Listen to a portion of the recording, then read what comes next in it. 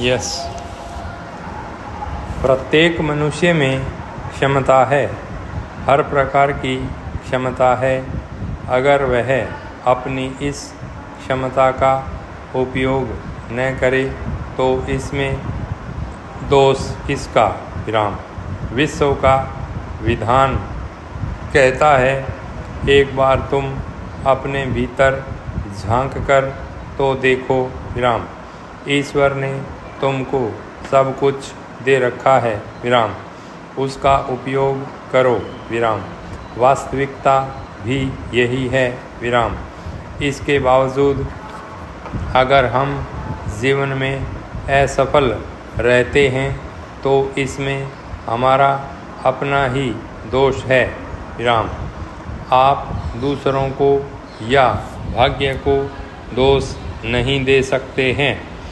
कई बार हम हाथ पर हाथ रखकर बैठ जाते हैं तो हमारी समझ में नहीं आता कि हम क्या करें। उस समय हमें और सावधानी से काम लेना चाहिए। सफलता प्राप्त करने के लिए जिस कठोर परिश्रम और लगन की आवश्यकता पड़ती है उसकी ओर हमारे भीतर कमी नहीं होनी चाहिए। इस सृष्टि में सब कुछ है।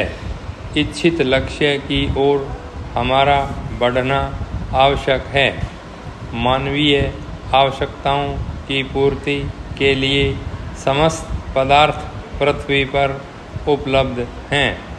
अब यदि कोई भी उस संपत्ति का उपयोग न करे तो इसमें किसका दोष है? यदि कोई उसे ग्रहण करने में आनाकानी करे या आलस्य करे तो क्या कहा जा सकता?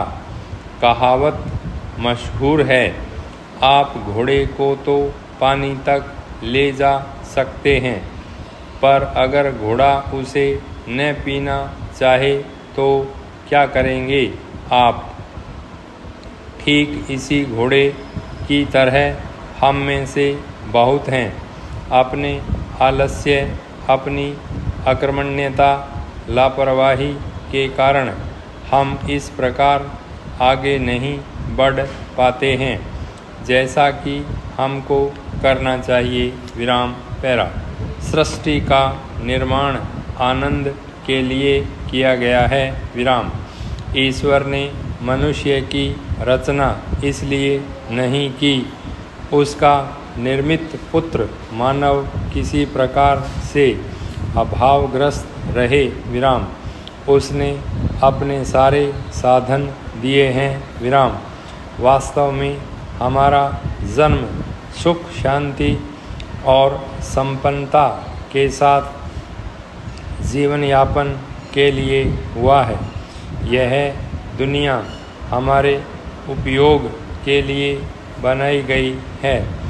जीवन का अर्थ दुखी न होकर आनंदमय होना चाहिए।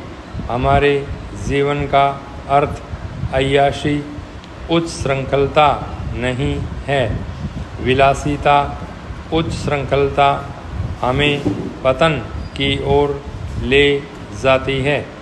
आनंद का अर्थ है अपने व्यक्तित्व का विचार। नैतिकता ही हमें उत्थान की ओर ले जाती है। विराम। आनंद का अर्थ है सुख, शांति, समृद्धि और सद्भावना। दुख, दारिद्र्य और ईर्ष्या कुविचारों का परिणाम है। विराम। आनंद जीवन का दूसरा नाम है। विराम। हृदय की स्वच्छता और धीरज रखना ही सफलता की प्रमुख सीढ़ियाँ हैं। मनुष्य के जीवन में उस समय तक आनंद की उत्पत्ति नहीं होगी जब तक कि वह अपने मन से ईर्ष्या, आलस्य आदि को हटा नहीं देता है। विराम। इनको हटाने के बाद ही उसका हृदय निर्मल होगा और तब उसके मन में आनंद आ सकेगा। कलुषताओं का द्वंद्व आनंद को समाप्त कर देता है। समता का अभाव जीवन में विसंगति उत्पन्न कर देता है। विसंगतियाँ जीवन के उज्ज्वल पक्ष में इस प्रकार छा जाया करती हैं जैसे चांद पर ग्रहण छा जाया करता है। आशा, विश्वास और श्रद्धा ही जीवन को आलोकित करते हैं। विराम। इससे जीवन में शुचिता, निर्मलता और स्वच्छता आती है। विराम। इनसे ही जीवन में संतुलन आता है और संतुलित जीवन ही हमारे हृदय में प्रेम की सरिता का संचार करता है। विराम। हमारा मन उदार होना चाहिए। संकीर्ण मन संकीर्ण भावनाओं से भरा रहेगा और हम कभी भी अपने लिए अच्छा स्थान नहीं बना सकते हैं। विराम। हमारे जीवन में पवित्रता बहुत आवश्यक है। विराम। यह ज़रूरी नहीं है कि आपके पास बंगला हो या शीश महल और सारे साधन हो तभी आप साफ सफाई के साथ रह सकते हैं। यह गलत धारणा है। विराम। अपने सीमित स्थान और सीमित सामान के बावजूद उस सब को साफ सफाई से रखकर पवित्रता बनाई जा सकती है। विराम।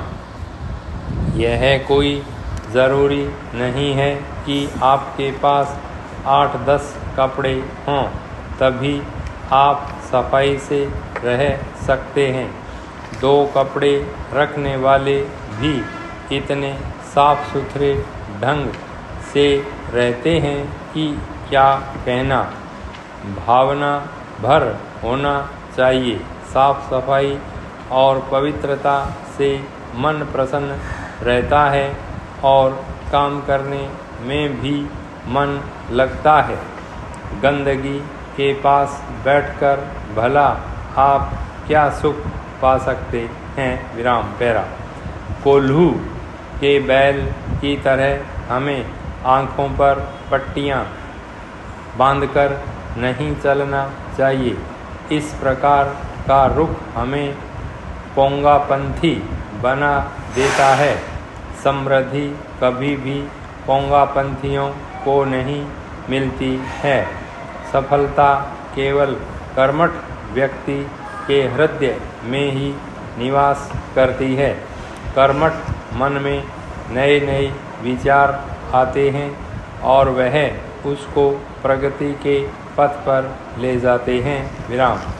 रूढ़ियों में फंसा मन केवल एक स्थान पर स्थिर होकर रह जाता है। विराम। उसे कुछ भी सूझता नहीं है। विराम। ऐसा व्यक्ति कभी सफलता प्राप्त नहीं कर सकता है। विराम।